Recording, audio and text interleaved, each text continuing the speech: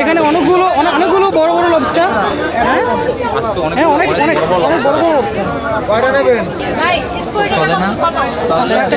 তাজা। আমরা মজনু মিয়ার ভাতের হোটেলে চলে এসেছি। হ্যাঁ, মজনু মিয়ার ভাতের হোটেলে চলে এসেছি ভাত খাওয়ার জন্য।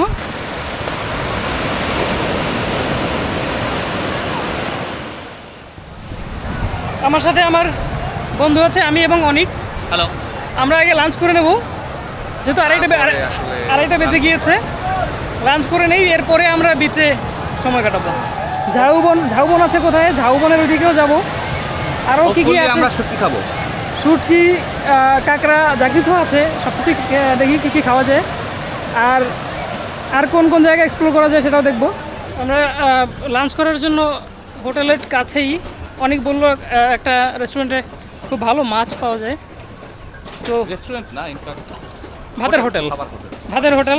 আমরা মজনু মিয়ার ভাতের হোটেলে চলে এসেছি। হ্যাঁ, মজনু মিয়ার ভাতের হোটেলে চলে এসেছি ভাত খাওয়ার জন্য।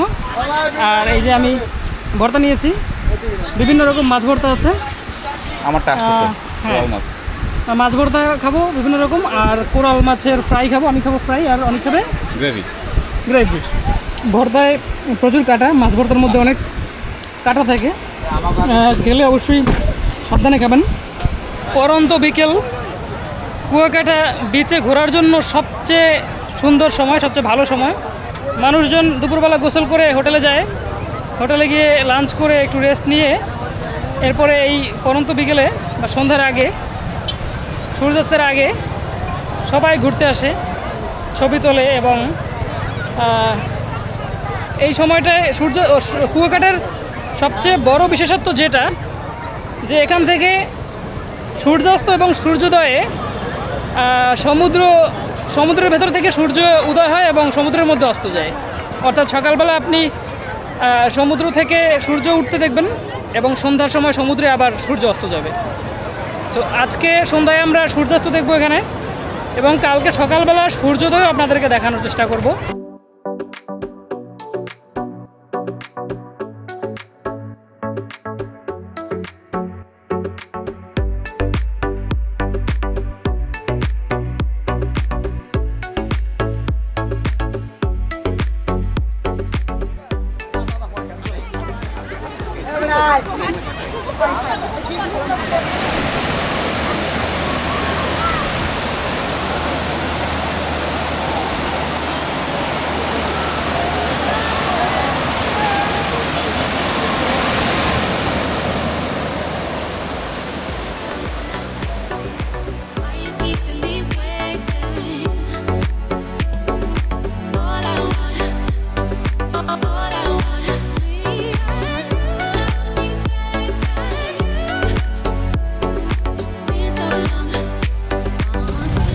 রাতে ডিনারের পরে আমরা আবার বের হয়েছি, বিচে যাব।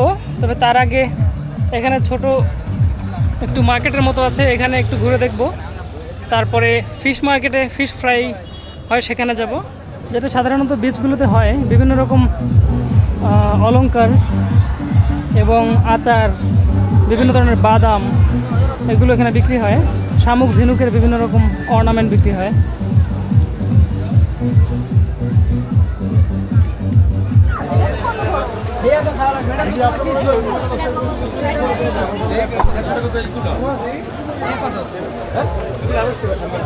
এখানে একদম মাছ কেনার পরে আপনি দরদাম করে মাছ কিনবেন, এরপরে সেগুলো কাটা হবে এবং এরপরে সেটা কেটে আপনার সামনেই কেটে এরপরে ভেজে দেওয়া হবে সাথে সাথেই।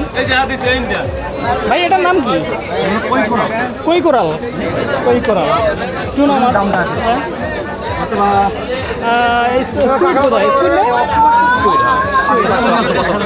অক্টোপাস আছে না? ওই যে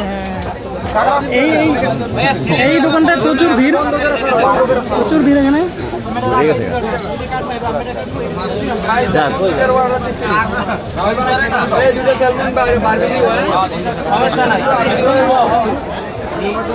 এখানে অনেকগুলো বড় বড় লবস্টার। হ্যাঁ, অনেক বড় বড় লবস্টার। টুনা আছে এখানে। ইল ফিশ কোনটা? ওটা ইল। কাঁকড়াগুলো সব তাজা। এই যে মিডিয়াম সাইজটার দাম কত? মিডিয়াম 700 টাকা কেজি ওইটা দেওয়া আছে। অনেক বড়, অনেকগুলো দোকান এখানে আছে।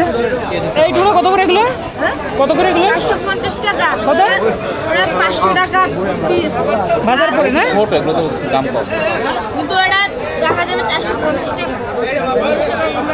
এটা কত নেবে? আধা কেজি বেশি হইবে এটা? একটু বেশি হবে।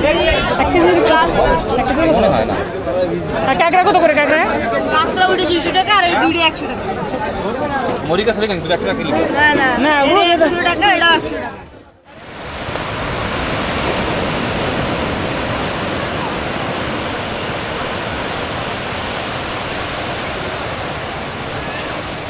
শুনতে পাচ্ছেন নিশ্চয়ই, কুয়াকাটা কিংবা কক্সবাজার যেখানেই যান না কেন, সি বিচের একটা অন্যতম অংশ হচ্ছে সন্ধ্যার পর বা গভীর রাতে এই সমুদ্রের গর্জন। বিশেষ করে রাত যখন গভীর হয়, তখন যখন কোলাহল কমে যায় বিচে, তখন এই সমুদ্রের গর্জন অনেক দূর থেকে শোনা যায়। যদি সম্ভব হয় একটু গভীর রাতে, রাত 11টার পরে আসার চেষ্টা করবেন, তখন অসাধারণ একটা আবহাওয়া তৈরি হয়, সমুদ্রের প্রচণ্ড গর্জন, এবং বিশেষ করে যদি পূর্ণিমা রাত হয় তাহলে তো কথাই নেই।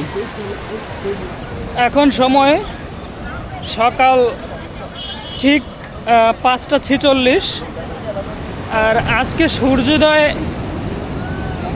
5:54 বা 55 আমি বিচে চলে এসেছি আজকের সূর্যোদয় ক্যামেরাবন্দি করার জন্য।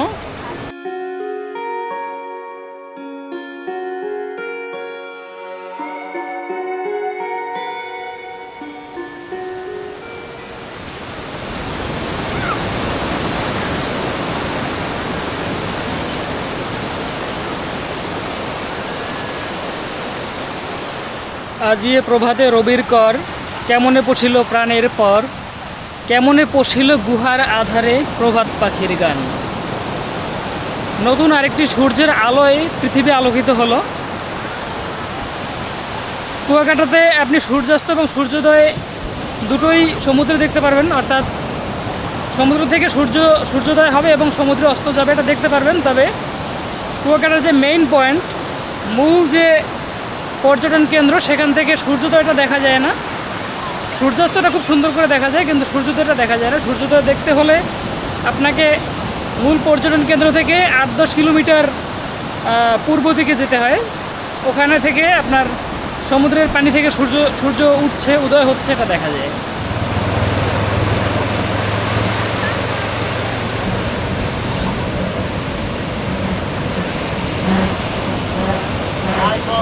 আমরা হয়তো আর বেশিক্ষণ কুয়াকাটা সমুদ্র সৈকতে থাকবো না, আর ঘন্টাখানেক বা ঘন্টা দুয়েক হয়তো এখানে আর থাকবো। এরপরে আমি এখান থেকে কলাপাড়া এবং কলাপাড়া থেকে ঢাকাতে ব্যাক করব। সবাই ভালো থাকবেন। কুয়াকাটা সমুদ্র সৈকত থেকে সবাইকে শুভেচ্ছা জানাচ্ছি।